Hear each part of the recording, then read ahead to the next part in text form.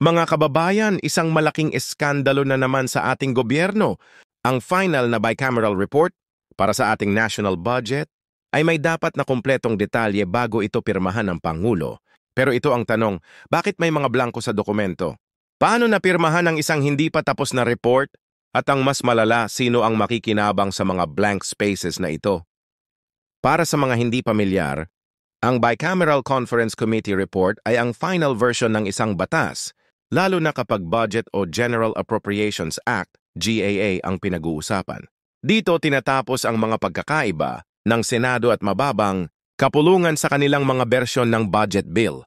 Dapat bago ito pirmahan ng Pangulo, kompleto na lahat ng detalye. Walang kulang, walang blanko.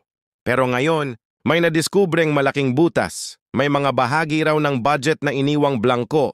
Base sa mga reports, natapos na ang bicameral deliberations at ready na dapat itong pirmahan. Pero may ilang mambabatas na nagtaka. Bakit may mga hindi pa napupunan na detalye? Ibig sabihin, may mga provision o alokasyon sa budget na hindi pa final pero pinirmahan na. Ang tanong, sino ang may kontrol sa mga blankong ito? At paano ito mapupunan pagkatapos ng pirmahan?